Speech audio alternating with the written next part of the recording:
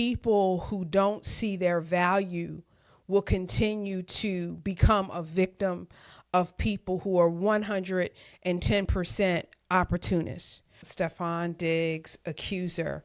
I'm going to give you some facts of what's been reported. But Stefon Diggs, who was a football player for the New England Patriots, he has a child with Cardi B. So if no one knew him before then, we know him because of that.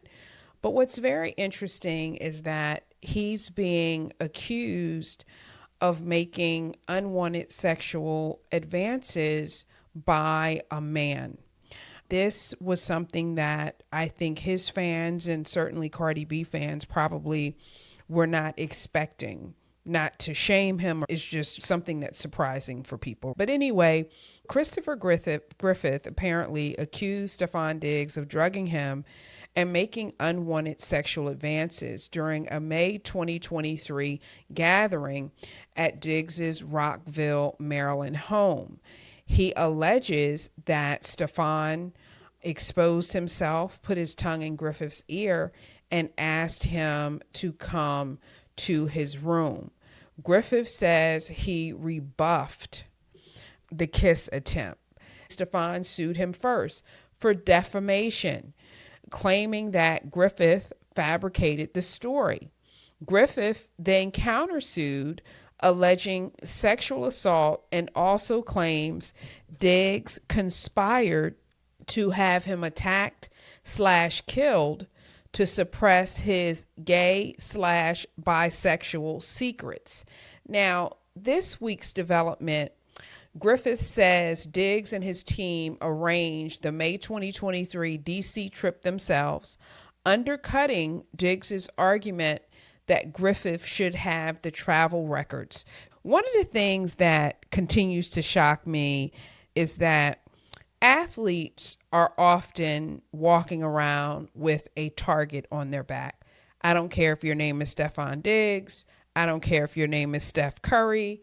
Whoever you are, you have a target on your back because some people look at it as a easy money grab if they can sue you, if they can compromise you in some way. So my concern is always you have the most to lose.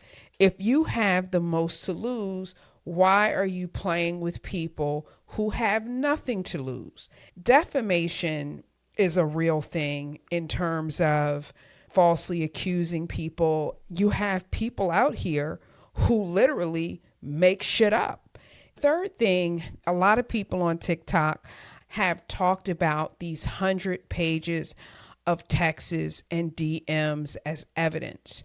Griffith's side says they've turned over 100 plus pages of texts, have texts, DMs as evidence. And I don't know what you say to somebody in 100 pages of texts that you're not trying to have a relationship with, but I don't know what those 100 pages entails. But that part of the story doesn't look good. But it takes me back to my first point, which is the person who has the most to lose has to be very careful about who they are in the sandbox with. You get to a point in your life, you simply can't play with everybody. It's a fact. You just can't. And when I see these stories involving athletes or extremely wealthy people where they're brought down by someone with nothing to lose, it always shocks me because I'm sitting there and I'm asking myself, why do they not realize they have so much to lose? Now, something that confused me today, I didn't understand this $10 million suit that involved Diggs' brother, Derez Diggs. In the research that I did, it said Griffith just settled. The terms are sealed, so we don't know what's inside.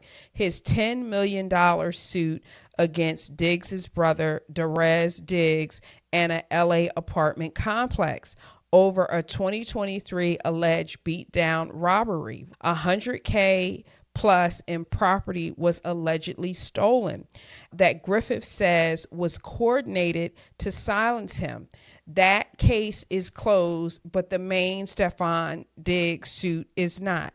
This is the thing that I want to know. You can't tell when somebody is litigious. You can't tell when you have people who just want what you have.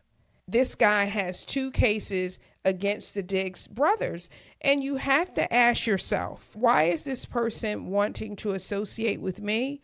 Why does this person want to associate with my family? You have a target on your back. And I would argue, even though this is a sports case, any successful person, if you are flaunting your wealth, it attracts the wrong people. And if your fence isn't high enough and your grass ain't low enough, the snakes get through. A lot of people out here in this world, they want what you have. They don't want to do the work to get what you have. That's an important distinction to make. So if you're an athlete or whatever it is that you do and you working every day, like the person don't want to do all that. They just want the end result. And so a lot of us have to look at what we really bring to the table, and we really have to see our value and stop. Why do we need an entourage? When you going in a club and you got 25 people with you, I think that would eliminate some of the problems, the lawsuits that come down the pipe, because some of these people are simply jealous of you. They don't like you. They are envious of you. They're not trying to help you. They're trying to hurt you. They're trying to get the bag, right? They're not going to ever do anything to really support you. People who don't see their value will continue to become a victim of people who are 110% opportunists. Check out my site, YasminBreakdown.com, and also go to my Patreon page, Support Independent Media. All right, y'all. Peace, and see you next time.